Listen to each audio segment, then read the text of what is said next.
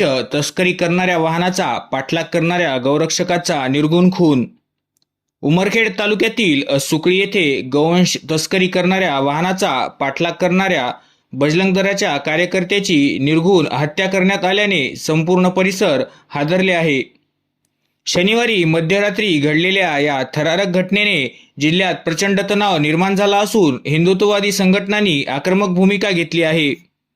मृत तरुणाचे नाव गजानन मारुती सुरुशे, राहणार वडद मुढाणा असे असून ते बजरंग दलाचे सक्रिय कार्यकर्ते होते. त्यांच्या अकाली आणि हिंसक मृत्यूमुळे तालुक्यात शोककळा पसरली आहे. यात प्राप्त माहितीनुसार यवतमाळ महागाव मार्गाने एक बोलेरो पिकअप वाहन क्रमांक MH29 BE 8915 यात मोठ्या प्रमाणावर गोवंश भरून कत्तलीसाठी उमरखेडच्या दिशेने नेण्यात येत होते. या वाहनात 16 ते 17 गोवंश कोंबून नेत असल्याची माहिती होती. नागपूर तुळजापूर राष्ट्रीय महामार्गावरील बिजोरा टोलनाक्यावर या वाहनाने संशयास्पदरित्या वेग वाढवला व हुलकावणी दिली. दरम्यान टोलनाक्यावर गोवंश तस्करीवर लक्ष ठेवून असलेले बजरंग दलाचे काही कार्यकर्ते सतर्क झाले.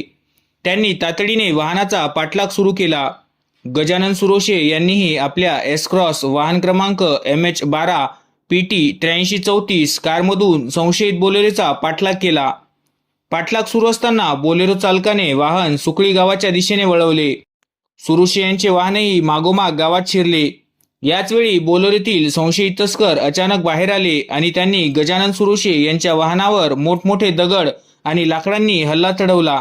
अचानक झालेल्या या भीषण हल्ल्यात कारची मोठ्या प्रमाणात तोडफोड झाली. या संपूर्ण घटनाक्रमाचे CCTV फुटेज हाती आले असून एकूणच घटनाक्रम काळजाचा ठोका चुकविणारा आहे. या भीषण दगडफेकीत गजानन सुरुशे गंभीर जखमी झाले. स्थानिक गावकऱ्यांनी त्यांना तातडीने उमरखेड येथील रुग्णालयात हलविण्याचा प्रयत्न केला, मात्र उपचारासाठी नेत असतानाच वाटेत त्यांचा मृत्यू झाला. या घटनेनंतर उमरखेड महागावसह संपूर्ण जिल्ह्यात संतापाची लाट उसळली आहे. बजरंग दलाने या हत्येचा तीव्र निषेध करत महागाव बंदची हाक दिली. आज सकाळपासून कार्यकर्त्यांनी बाजारपेठेत फिरून व्यापाऱ्यांना दुकाने बंद ठेवण्याचे आवाहन केले होते. व्यापाऱ्यांनीही या आवाहनाला प्रतिसाद देत बहुतांश व्यापारी प्रतिष्ठाने बंद ठेवली.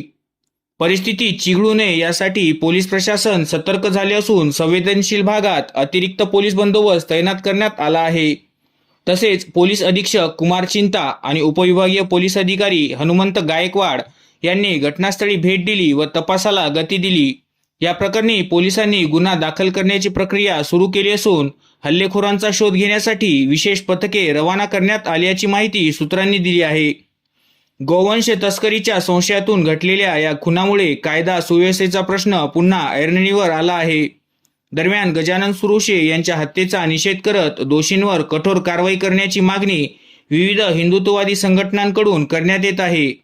तसेच बोलेरो पिकअप वाहन हे उमरखेड तालुक्यातील सुकळी येथीलच असल्याची चर्चा सुद्धा आहे. सोडायचं ना तेव्हा मी रानामध्येच होतो. ते फेकायचं ना पाय पण सोडायला ते मोजार आहे.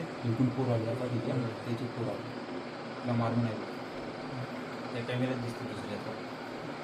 तिकडे कॅमेरा आहे का बोल? हां दुसरा आहे मढोरामध्ये दिसले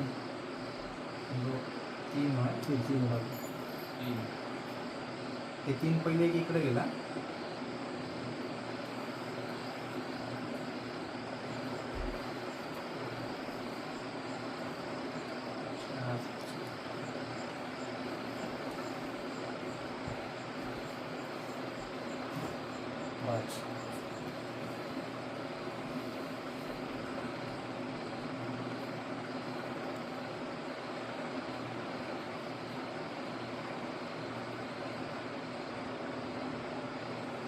ते माणूस चालला सर म्हणजे ढोळ बांधून होते माझे. ते लाकूड उचललं त्यानं आता आपण ते तिकडे बांधले हो माहिती ते बांधायला ते बांधायला पा टाकीच्या अलीकडे बांधले. ते व्हाईट कलर आहे. हां ते व्हाईट कलर समोर निघायला पाहिले तर तुमच्या समोर तुम्ही तिथूनच सोडून आणलं का? हां तिथून आणले. ठीक आहे. हे काय ना